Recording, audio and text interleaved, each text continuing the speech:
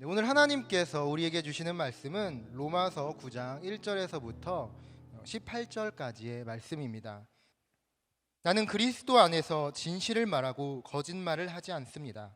내 양심이 성령 안에서 내게 이것을 증언합니다. 곧 내게 근심이 있다는 것과 내 마음에 끊임없는 고통이 있다는 것입니다. 나는 내 형제 곧 육신을 따라된 내 동족을 위해서라면 나 자신이 저주를 받아 그리스도에게서 끊어진다 할지라도 좋습니다. 내 동족은 이스라엘 사람입니다. 그들에게는 양자됨과 영광과 언약들과 율법을 세우심과 예배와 약속들이 있고 조상도 그들의 것이요 육신적으로는 그리스도도 그들에게서 나셨습니다.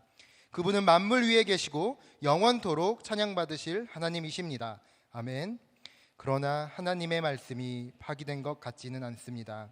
이스라엘에게서 난 사람들이라고 해서 다 이스라엘이 아니고 아브라함의 씨라고 해서 다 그의 자녀가 아니기 때문입니다. 오히려 이삭에게서 난 자라야 내 씨라고 불릴 것이다 라고 하셨습니다. 곧 육신의 자녀가 하나님의 자녀가 아니라 오직 약속의 자녀가 씨로 여김을 받는다는 것입니다. 약속의 말씀은 이것입니다. 내년 이맘때 내가 올 것이니 사라에게 아들이 있을 것이다. 그뿐이 아닙니다. 리브가가 또한 우리 조상 이삭 한 사람으로 인해 임신했는데 그 자식들이 아직 태어나지도 않고 또 어떤 선이나 악을 행하기도 전에 택하심을 따라 되는 하나님의 뜻이 행위로 인하지 않고 오직 부르시는 분으로 인해 서게 하시려고 리브라에게 말씀하시기를 큰 자가 어린 자를 섬길 것이다 라고 하셨습니다. 기록되기를 내가 야곱은 사랑하고 에서는 미워했다 라고 한 것과 같습니다. 그렇다면 우리가 무슨 말을 하겠습니까? 하나님이 불의하십니까? 결코 그럴 수 없습니다. 하나님께서 모세에게 말씀하시기를 내가 긍휼히 여길 자를 긍휼히 여기고 내가 불쌍히 여길 자를 불쌍히 여길 것이다 라고 하셨습니다. 그러므로 이것은 원하는 사람에게 달려있는 것도 아니고 다름질하는 사람에게 달려있는 것도 아니고 오직 긍휼히 여기시는 하나님께 달려있습니다. 성경에서 바로에게 말씀하기를 내가 이를 위해 너를 세웠으니 곧 너로 인해 내 능력을 나타내고 내 이름이 온 땅에 전파되게 하려는 것이다 라고 했습니다. 함께 읽겠습니다. 이와 같이 하나님께서는 원하시는 사람을 긍휼히 여기시고 원하시는 사람을 완악하게 하십니다. 아멘. 네, 우리는 지난주에 절대로 끊어지지 않는 하나님의 사랑에 대해서 함께 말씀을 나누었습니다. 우리가 먼저 하나님을 사랑한 것이 아니요 하나님이 먼저 우리를 사랑하시고 하나님이 먼저 우리를 구원하시기로 결정해 주신 것뿐만이 아니라 우리를 구원하시기 위하여 당신의 아들을 아낌없이 우리에게 주신 분이, 그런 분이 어떻게 우리를 향한 그 사랑을 끊어내겠는가. 그래서 바울은 그 끊이지 않는 사랑, 끊어질 수 없는 사랑에 대해서 우리에게 이렇게 이야기를 했죠. 로마서 8장 35절입니다. 누가 우리를 그리스도의 사랑에서 끊을 수 있겠습니까? 환난이나 곤고나 핍박이나 배고픔이나 헐벗음이나 위험이나 칼이겠습니까? 절대로 끊어지지 않는 이 관계 속에 있는 사람은 모든 전쟁에 승리할 수밖에 없습니다. 왜냐하면 이 모든 전쟁에 이미 하나님께서 승리를 선포하셨기 때문이죠. 로마서 8장 37절은 그래서 이렇게 이야기했습니다. 그러나 이 모든 일에 우리를 사랑하시는 분으로 인해 우리가 넉넉히 이깁니다. 모든 전쟁, 하나님의 사랑과 우리 관계를 끊으려는 모든 시도들은 무너질 것이며 그 모든 순간들에 우리는 넉넉히 일어날 수 있는, 넉넉히 승리할 수 있는 힘을 누가 주신다?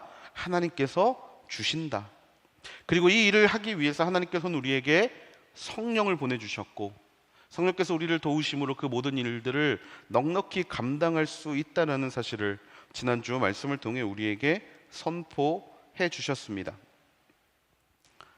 그렇게 넉넉히 이기는 사람, 성령 충만함으로 모든 상황을 이기는 사람에게 어울리지 않는 단어가 하나 있습니다.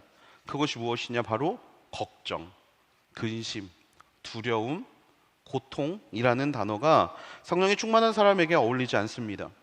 넉넉히 이길 거라고 말씀하신 하나님의 말씀을 믿고 사는 사람들에게 어울리지 않는 말이 바로 이러한 말입니다.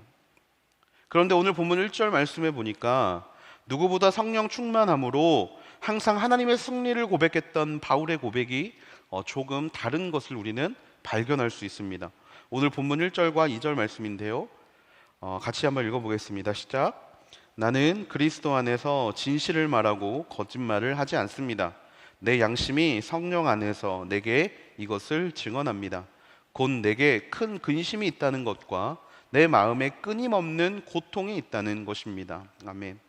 내게 큰 근심이 있고 내 마음에 끊임없는 고통이 있다. 사실 지금까지 바울이 해왔던 이야기와 정면으로 배치되는 이야기죠. 내 안에 고민이 있고 내 안에 고통이 있다. 그렇다면 지금까지 이야기해왔던 바울의 이야기가 잘못된 것인가? 바울은 그냥 그동안 이 독재자들을 기만한 것인가라고 생각할지 모르겠습니다.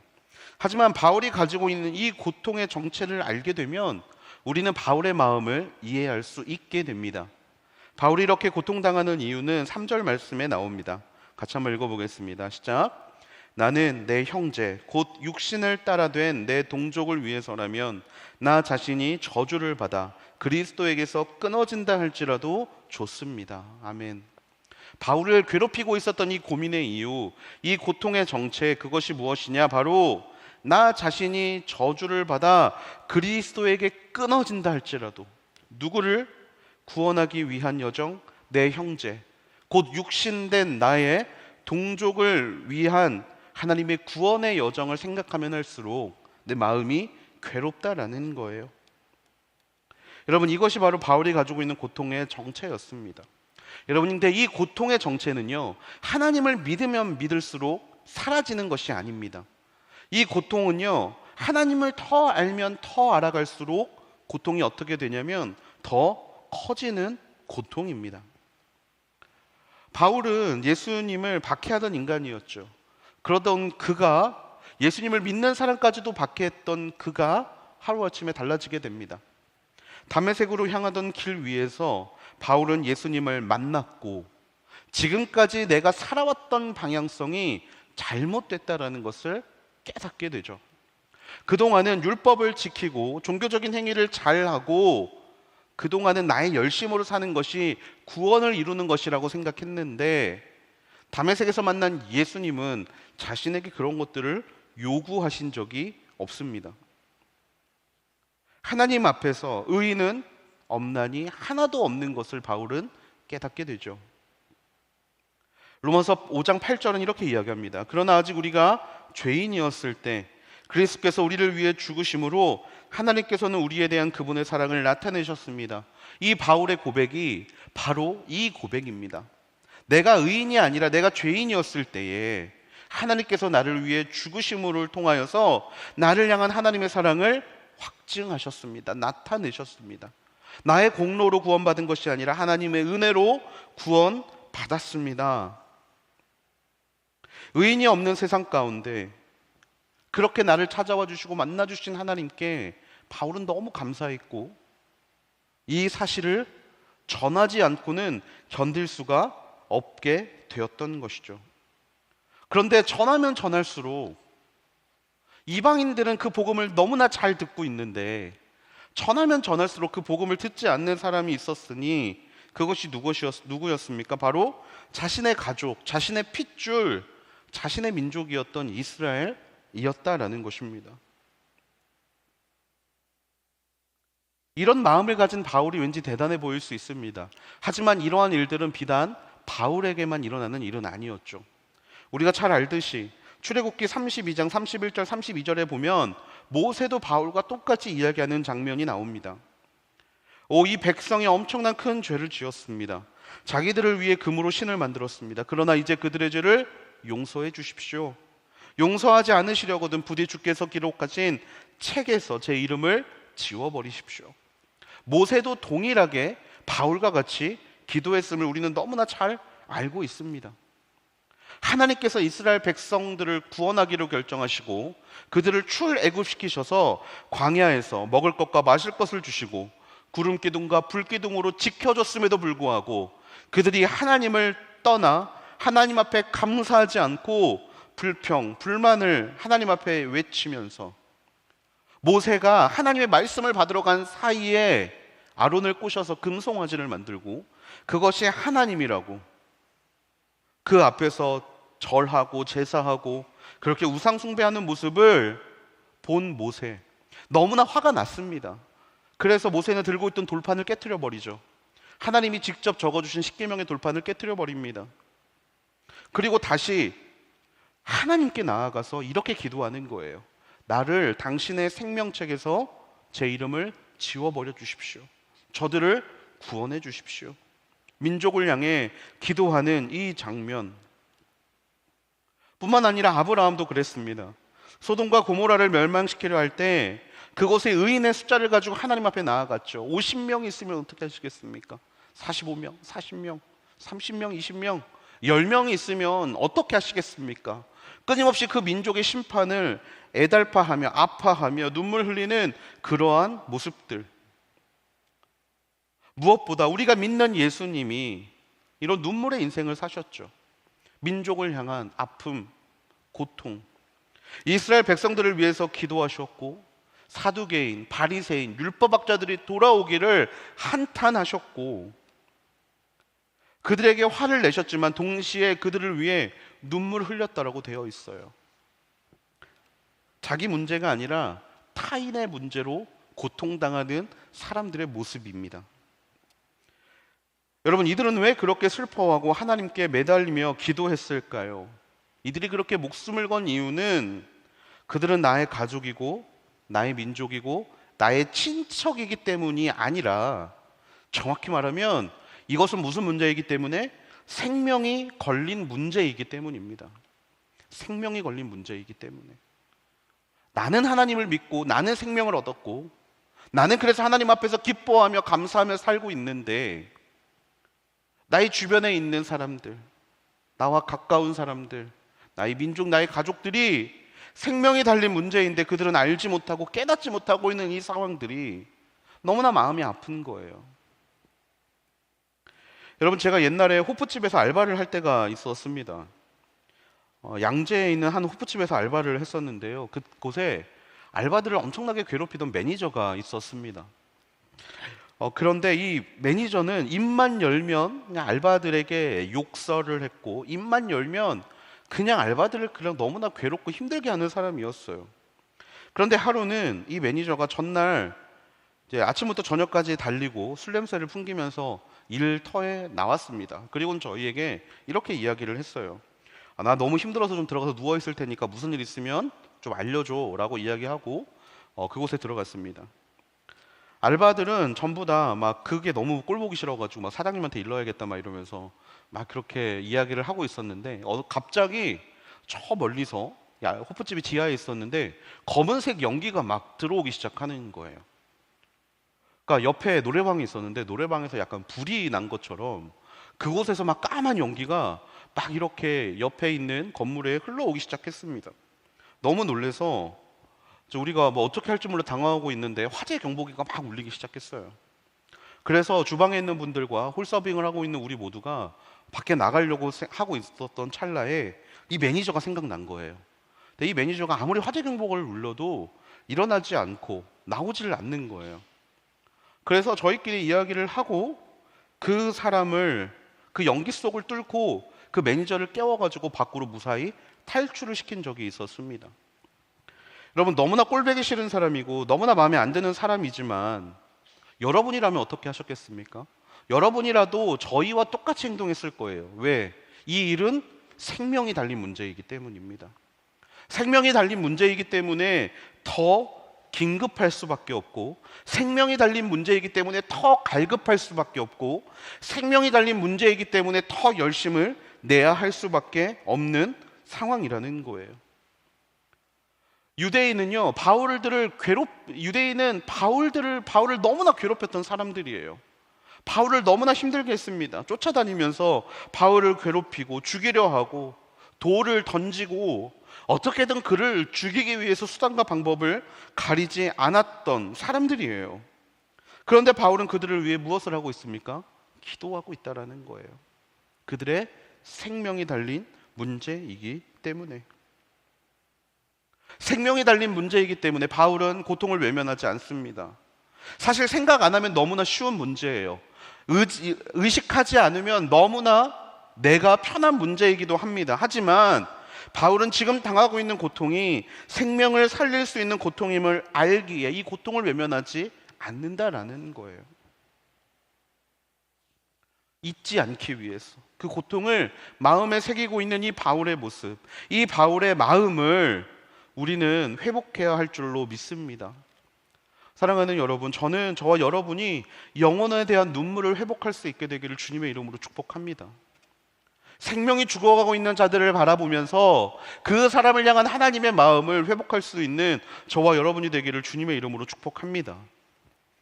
여러분, 세상의 사랑은 받기 원하는 사랑이에요.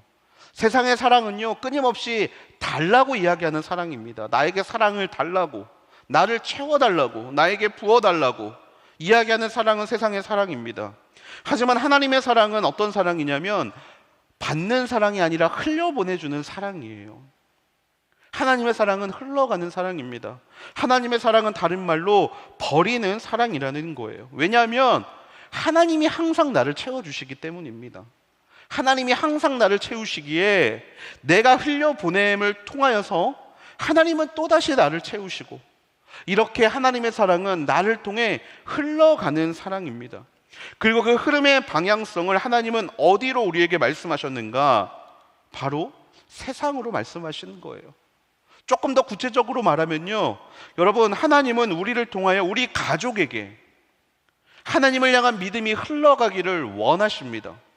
우리의 친척에게, 우리의 회사 가운데, 우리가 가는 모든 공동체 가운데 하나님은요, 저와 여러분을 통해서 그 사랑을 흘려보내기를 원하신다라는 거예요.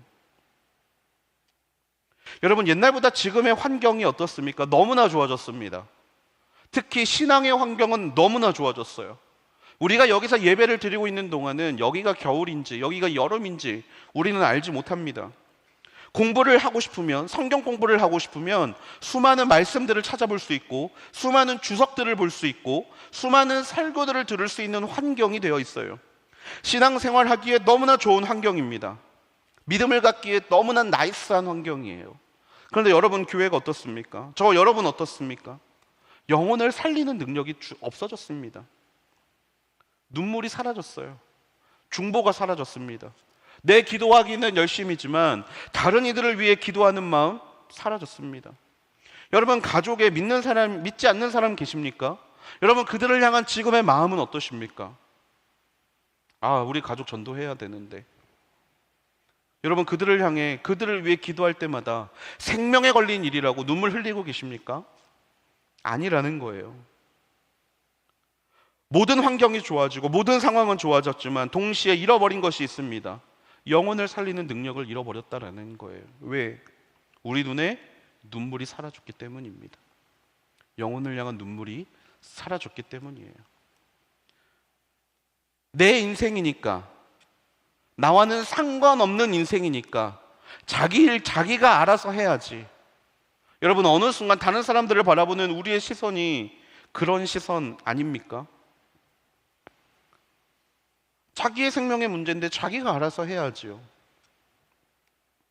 여러분, 우리가 복음을 전하는 이유는요, 복음을 전하는 내 모습에 만족하기 위해서가 아닙니다.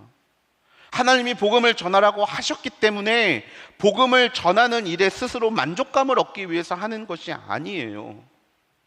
복음을 전해야 되는 이유는요, 그것이 하나님의 마음이기 때문입니다. 그들을 향해 하나님은 애통해하고 계시고, 그들을 향해 하나님이 눈물 흘리고 계시는 그 마음을 우리가 알기 때문에 우리가 그 걸음을 통하여서 복음을 전하는 것이고, 우리가 그 걸음을 통하여서 영혼을 향한 하나님의 사랑을 전하는 거예요. 복음의 능력은 어디에서부터 시작되는가? 영혼을 향한 눈물에서 시작됨을 우리는 기억해야 합니다. 여러분, 그래서 눈물 없는 신앙은 죽은 신앙이에요. 눈물 없는 신앙은 죽은 신앙입니다. 나의 친구를 위하여, 나의 가족을 위하여 눈물이 멈추어 버렸다라면, 여러분, 우리 안에 있는 이 신앙이 가짜일지도 모른다라는 사실을 우리는 기억해야 한다라는 거예요. 예수님의 사역을 히브리서 5장 7절은 이렇게 이야기합니다. 예수께서 육체 가운데 계실 때 자신을 죽음에서 구원하실 수 있는 분께 통곡과 눈물로 기도와 간구를 올리셨고 그의 경외하심으로 인해 응답을 받으셨습니다. 아멘.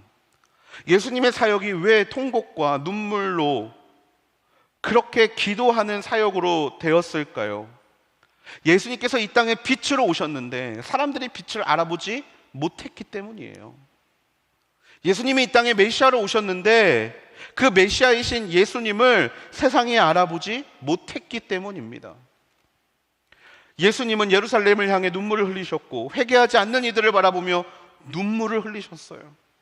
그들이 나를 알아야 할 텐데, 그들이 나를 믿어야 할 텐데, 그들이 나를 깨달아야 할 텐데. 그게 바로 예수님의 마음이었다라는 거예요. 예수님은 이 땅에서 너무나 슬픈 인생을 사셨습니다. 예수님은 이 땅에서 눈물로 가득한 인생을 사셨어요. 그런데 바리새인과 율법학자와 사두개인들은 그런 예수님의 슬픔을 조롱하고 공격했습니다. 너 왜 죄인들하고 먹고 마시니? 너 왜 매일 그렇게 즐겁니? 왜 너 매일 그렇게 돌아다니면서 스스로의 욕심을 채우면서 살아가니? 아니요, 예수님의 인생은요 그런 기쁨이 가득한 인생이 아니라 슬픔이 가득한 인생이었어요. 왜? 저 죽어가는 영혼들 때문에. 추수할 것은 많은데 일꾼이 없는 상황 때문에 예수님은 눈물 흘리면서 당신의 사역을 감당하셨음을 우리는 기억해야 합니다. 우리는 이 영혼을 사랑하는 눈물을 회복해야 합니다.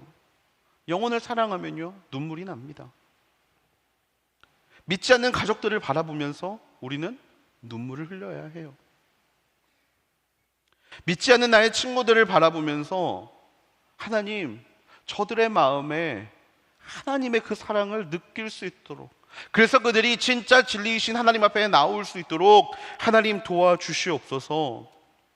우리는 그렇게 기도할 수 있어야 합니다. 여러분, 혹시 이런 눈물이 메말라 버리셨습니까?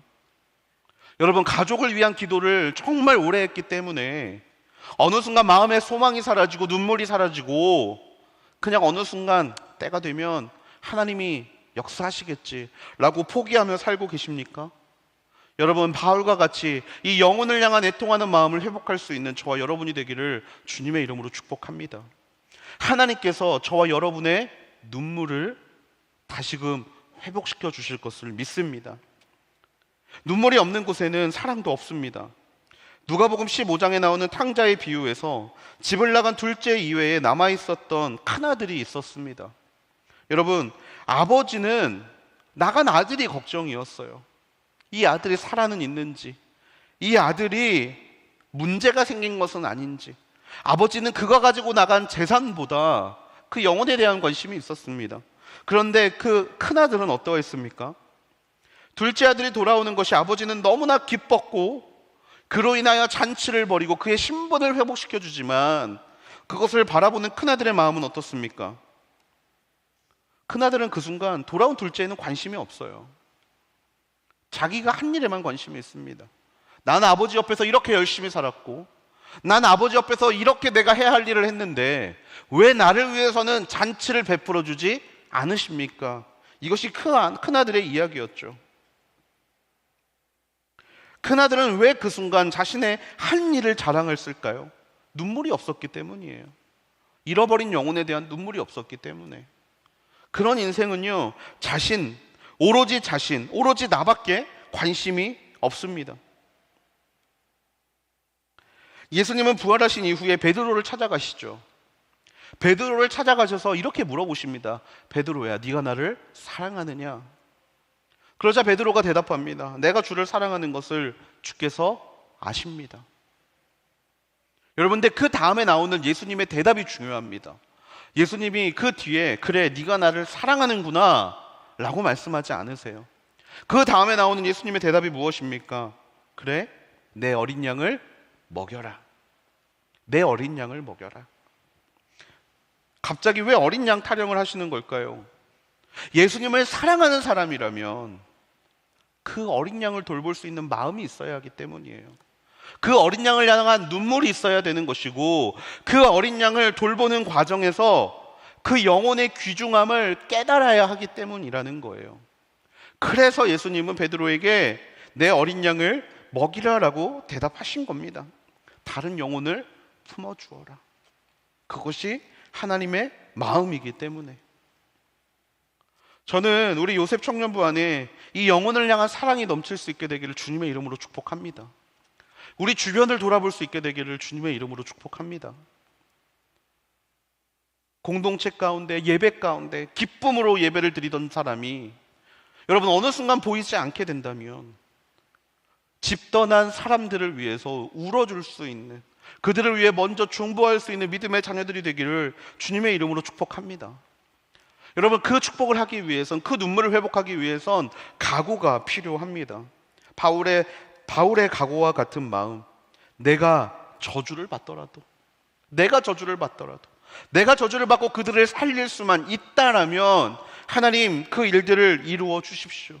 다른 말로 다른 영혼을 향해 목숨을 걸 수 있는 각오가 우리 안에 있어야 할 줄로 믿습니다. 여러분 우리가 지금 회복해야 되는 것은 이 눈물의 예배, 눈물의 제단, 눈물의 중보임을 믿습니다.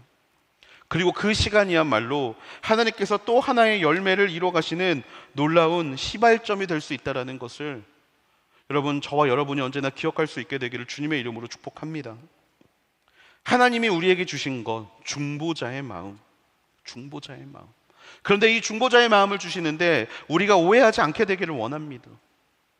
바울이 그 민족을 위해 기도하고 바울이 그 민족을 위해 정말 자기가 저주받을 각오를 하면서 기도하는 것은요, 내 기도 때문에 그들이 변화될 것이라는, 내 기도 때문에 그들을 하나님께서 반드시 살리시고 그 결과를 반드시 이룰 것이라는 기대를 가지고 기도하는 것은 아닙니다. 여러분 그것은요 우리의 손을 떠나는 일이에요. 애통하는 마음으로 그들을 위해 기도하는 것이 우리의 역할이지 그 결과는 하나님 앞에 맡겨드려야 한다는 거예요. 여러분 저희 어머니는 저희 아버지를 전도하기 위해 30년의 시간을 기도하셨습니다. 그런데 그 30년의 시간을 허투루 기도하시지 않으셨어요. 매일 밤 눈물로 7, 8시간 가족의 구원을 위하여, 남편의 구원을 위하여, 시댁의 구원을 위하여 기도하셨습니다. 결과가 우리 손에 있다는 것을 믿고 기도했다면 1년, 2년 기도하면 아마 우리 어머니는 포기하셨을지도 몰라요. 하지만 저희 어머니는요 언젠가 이루실 그날을 기대하며 기도를 하셨어요. 그 신앙의 영향을 받은 저도, 그 어머니의 신앙을 배운 저도 결과를 하나님 앞에 맡기는 것들을, 그 기도를 하나님 앞에 올려드립니다. 여러분 어떠십니까? 내가 지금 1년, 2년 기도했다고 해서 결과가 나오지 않아서 좌절하고 실망하고 계십니까? 여러분 그 결과를 하나님 앞에 맡길 수 있게 되기를 소망합니다. 중보자는 결과를 위해서 기도하는 사람이 아니라 오늘 그 영혼을 위해서 기도하는 사람임을 우리는 깨달아야 합니다. 4절 말씀입니다. 내 동족은 이스라엘 사람입니다. 그들에게는 양자됨과 영광과 언약들과 율법을 세우심과 예배와 약속들이 있고 조상도 그들의 것이요 육신적으로는 그리스도도 그들에게서 나셨습니다. 그분은 만물 위에 계시고 영원토록 찬양받으실 하나님이십니다. 바울이 앞에서 하나님 나의 기도가, 이 민족을 향한 나의 기도가 반드시 이루어질 것을 믿습니다.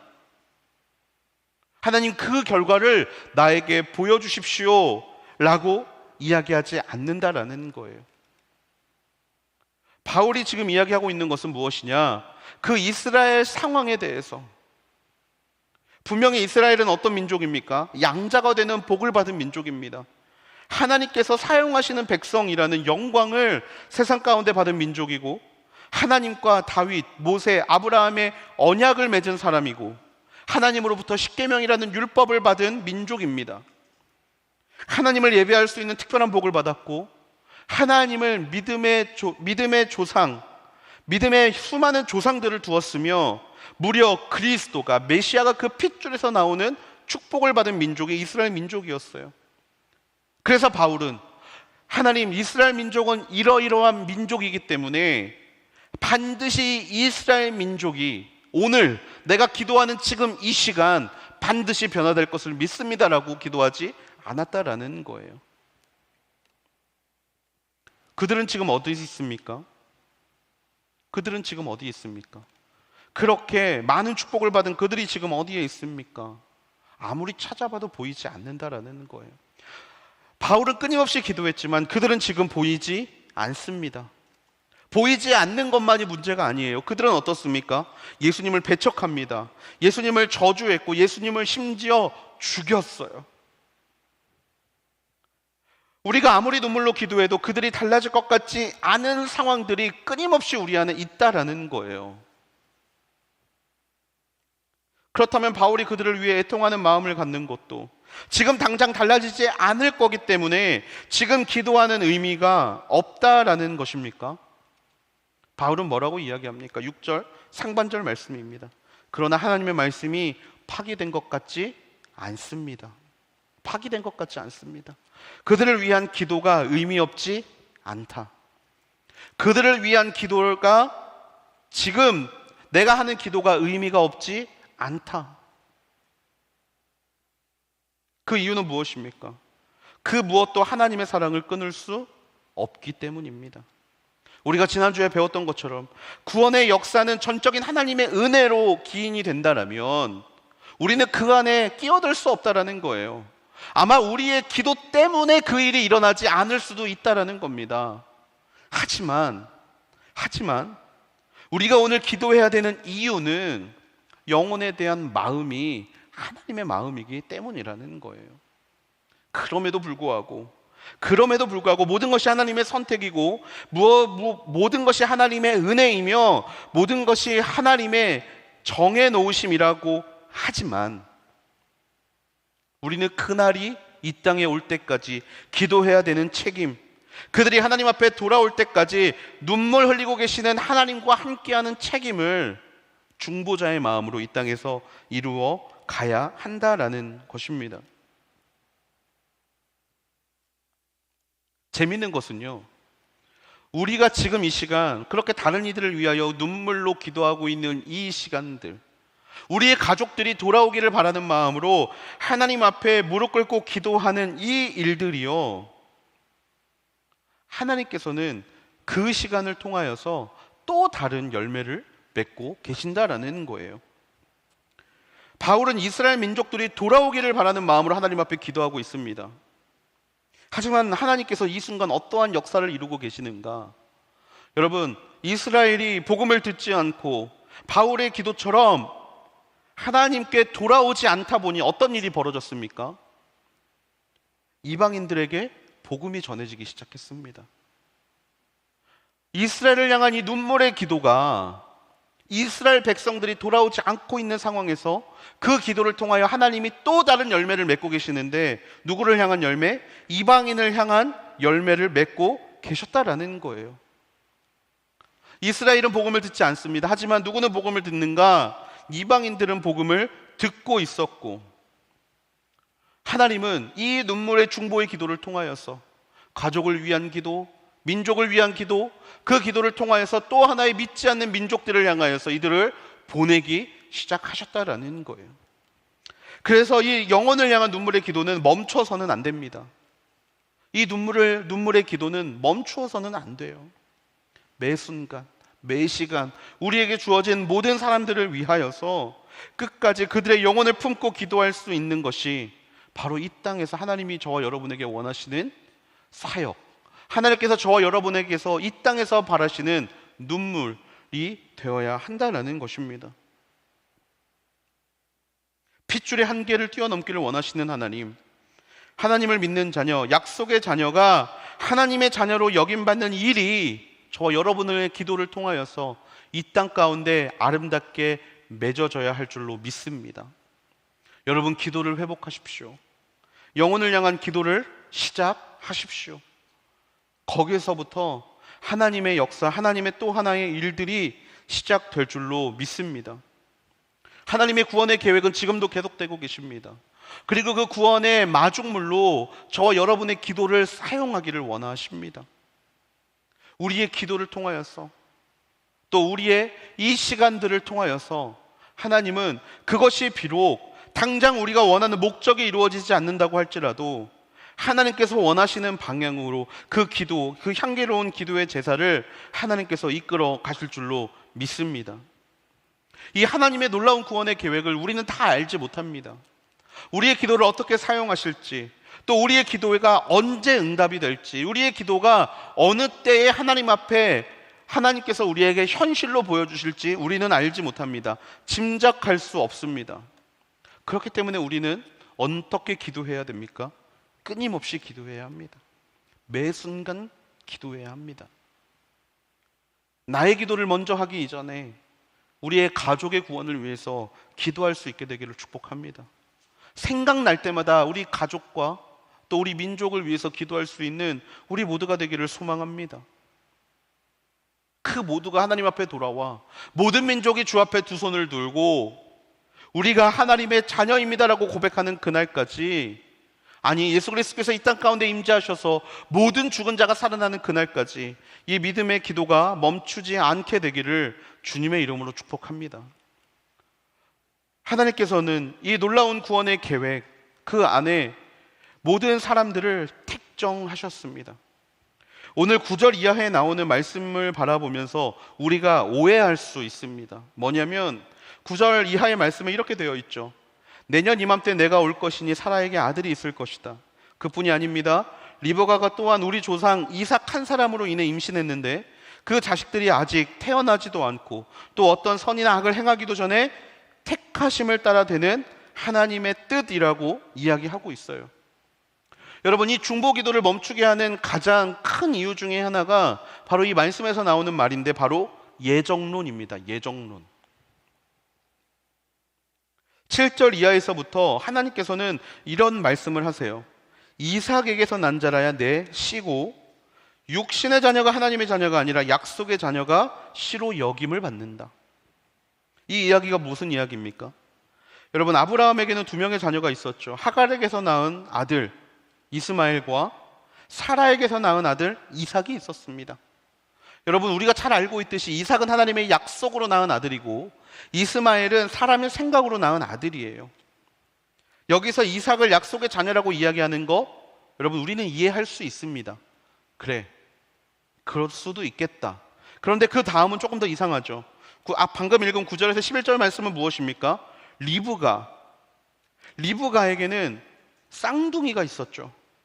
다른 엄마에게서 나온 아들이 있었던 것이 아니라 복중이 다른 아이가 있었던 것이 아니라 그 복중에는 쌍둥이가 있었습니다.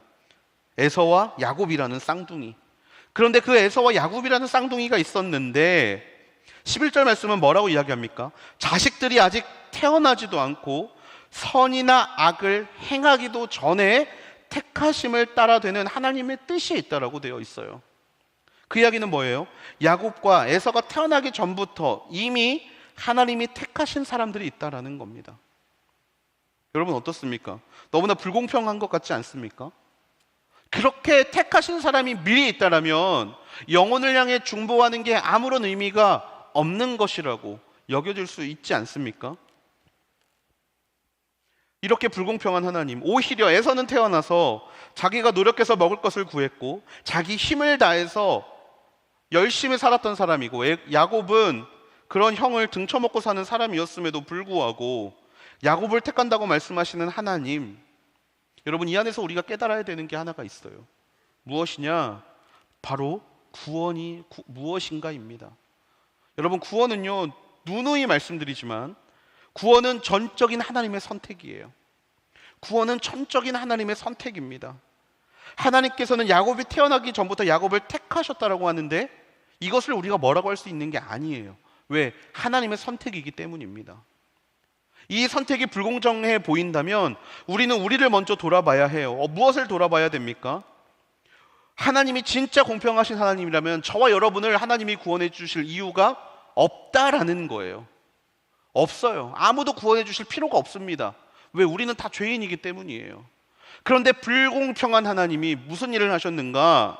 구원해 주지 않아도 되는 사람, 구원할 필요가 없는 저와 여러분을 구원해 주셨다라는 거예요. 여러분, 이것이 하나님의 선택입니다. 이것이 하나님의 선택이에요. 무슨 말이냐? 인간의 예정이, 인간의 미래가 결정되어 있는 게 하나님이 말씀하시는 예정론이 아니라 그 예정에 있는 사람들이 아니라 하나님께서는 모든 백성들을 구하기로 결정하셔서 십자가에 달려 죽으신 것이 예정이라는 거예요. 사람을 선택한 것이 아닙니다.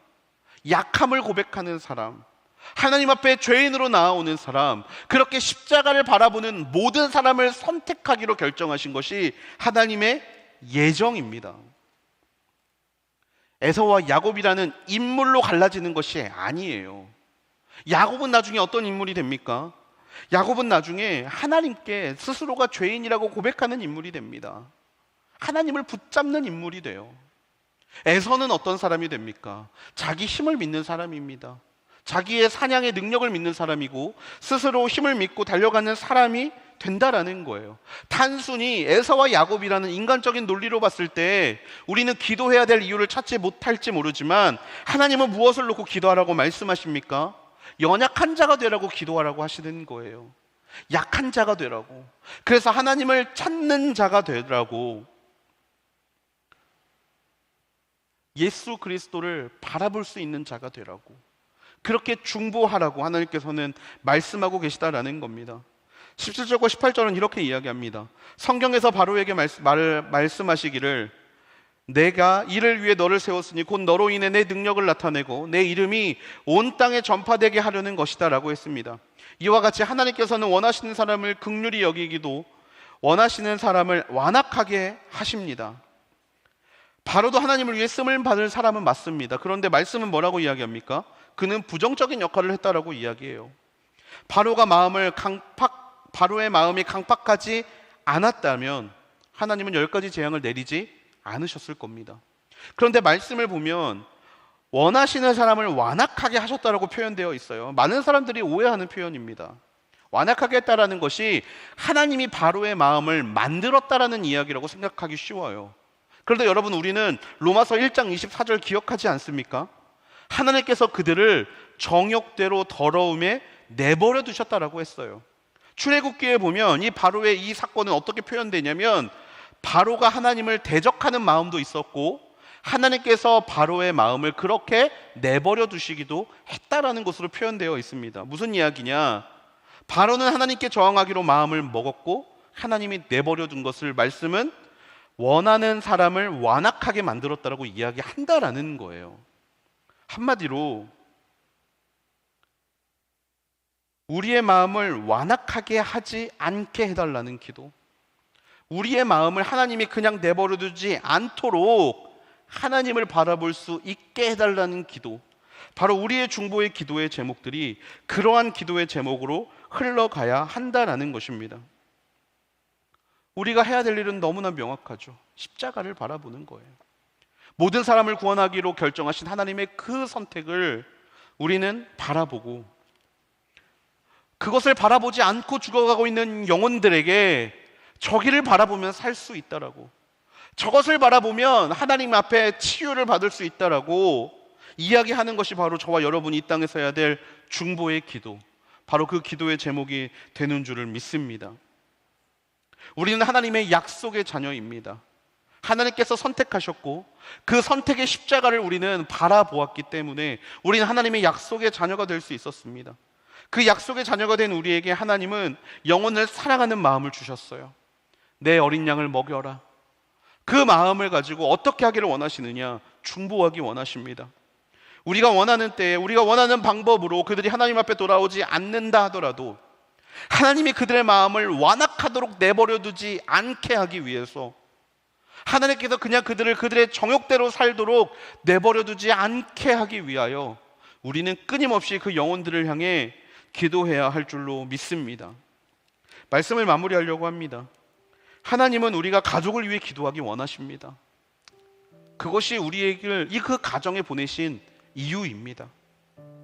내 기도하기 바쁘고 아무리 말해도 듣지 않으니까 그냥 포기하고 그냥 그렇게 내버려 두는 것을 하나님은 절대로 원치 않아요.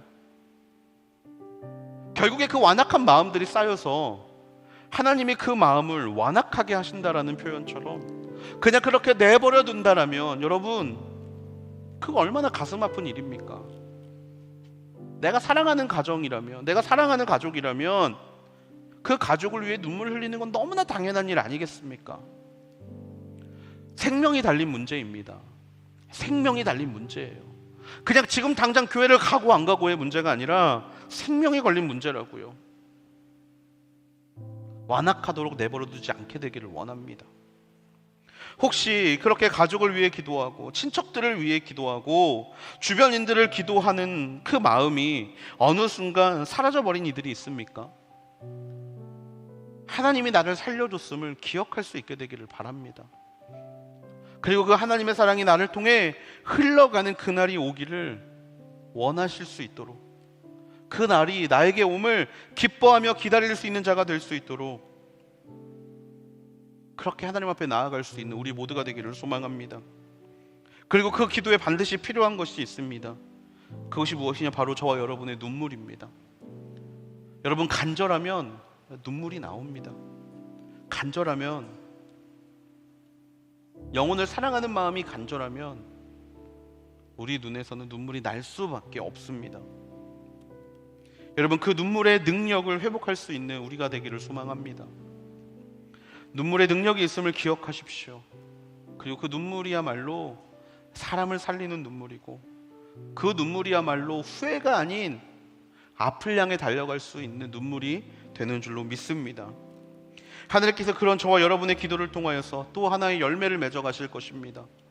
저와 여러분은 가정의 축복의 통로입니다. 저와 여러분은 민족을 살리는 열쇠인 줄로 믿습니다. 그래서 모든 이들이 주 앞에 나아가는 그날에 하나님이 우리의 눈물의 열매를 기억하시며 하나님께서 그 열매로 인해 기뻐하게 되실 것을 믿습니다. 눈물을 회복하십시오. 하나님이 그 눈물을 사용하실 것입니다. 우리 시간 그렇게 하나님 앞에 기도하며 나아가기를 원합니다. 이 시간 하나님 앞에 기도할 때 먼저 하나님, 영혼을 위해 기도할 수 있는 눈물을 허락하여 주시옵소서.